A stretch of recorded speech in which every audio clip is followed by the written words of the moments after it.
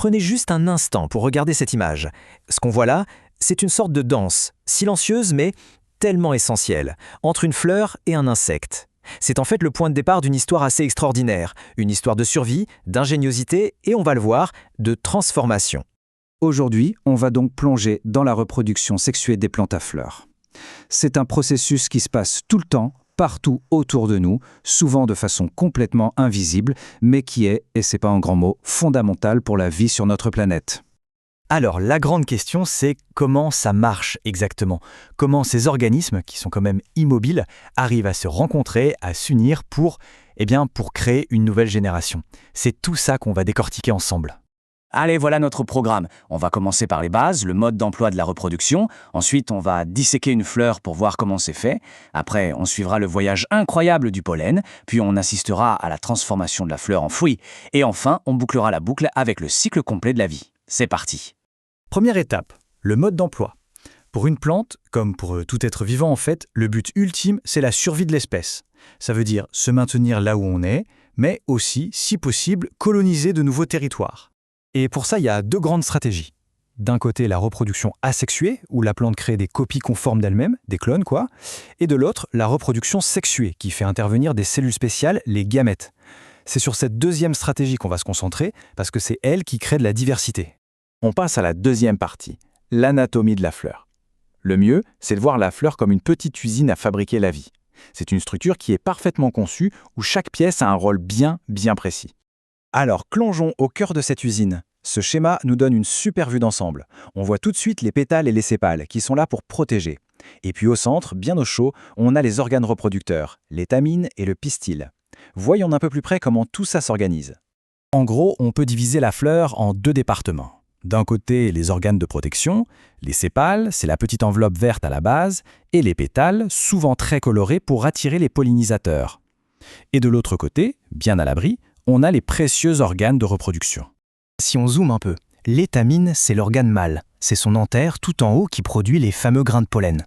Le pistil, lui, c'est l'organe femelle, avec à sa base l'ovaire qui protège l'ovule. Le but de toute l'opération, vous l'aurez compris, c'est que ce pollen rencontre cet ovule. Troisième partie, et c'est là que l'aventure commence vraiment, le voyage du pollen. C'est une véritable mission de matchmaking, de rencontre arrangée par la nature, où le pollen doit parcourir une certaine distance pour arriver à bon port. Pour ce voyage, il y a deux scénarios possibles. Soit la pollinisation directe, on appelle ça aussi l'autopollinisation, le pollen féconde la fleur d'où il vient. Simple, efficace. Soit la pollinisation indirecte ou croisée, et là le pollen doit voyager d'une fleur à une autre. C'est cette méthode qui permet le brassage génétique. Ce schéma, il est parfait pour comprendre la différence. D'un côté, l'autopollinisation, c'est un circuit court, ça se passe en interne. De l'autre, la pollinisation croisée. Là, il faut un transporteur, un intermédiaire pour faire le lien entre deux fleurs différentes. Et qui sont ces transporteurs? On les appelle les agents pollinisateurs. Il y a le vent, bien sûr, mais aussi toute une armée d'êtres vivants. Les insectes, comme les abeilles, sont les plus connus, certains oiseaux aussi, et parfois même l'eau ou l'intervention humaine dans l'agriculture, par exemple. Et ces deux images, elles montrent deux stratégies complètement différentes. D'un côté, le vent qui emporte des nuages de pollen, c'est une méthode de masse, un peu au hasard, on en met partout en espérant que ça arrive à destination. De l'autre, l'abeille, qui est un agent de livraison de très haute précision, qui va méthodiquement de fleur en fleur. Quatrième partie. Ça y est, le pollen a réussi sa mission. Il a atteint le pistil d'une fleur compatible. C'est à partir de maintenant que la vraie transformation commence. Alors, que se passe-t-il? C'est ça, le moment crucial. Une fois qu'il s'est posé sur le stigmate, le grain de pollen se met à germer. Il fabrique un minuscule tunnel qu'on appelle le tube pollinique qui s'enfonce, qui descend à travers le style jusqu'à atteindre l'ovule. C'est par ce tube que le gamète mâle va pouvoir voyager pour aller fusionner avec le gamète femelle. Et ça, c'est la fécondation. Regardez bien cette illustration, parce qu'elle nous montre ce moment clé qui est complètement invisible à l'œil nu. On voit le grain de pollen tout en haut et ce tube incroyable qui grandit, qui navigue à l'intérieur du pistil pour trouver sa cible. C'est une véritable course contre la montre, mais à une échelle microscopique. Et voici le résultat spectaculaire de cette fécondation. Ce schéma résume tout parfaitement.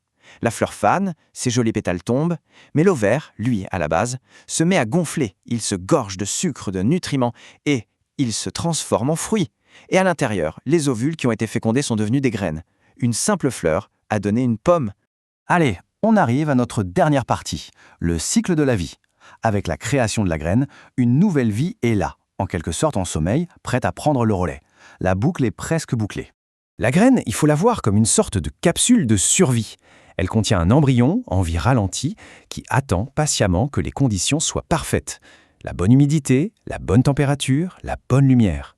Et quand tous les voyants sont au vert, hop, la germination commence.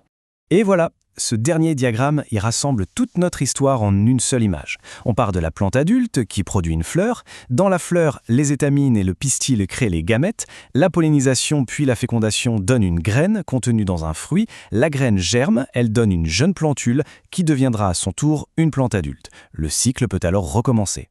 Alors la prochaine fois qu'on tiendra un fruit dans la main, une pomme, une cerise, peu importe, on pourra peut-être y voir un peu plus qu'un simple aliment. On pourra repenser à tout ce voyage extraordinaire, une histoire de rencontre, de transformation, et surtout, la promesse d'une nouvelle vie contenue dans chaque pépin.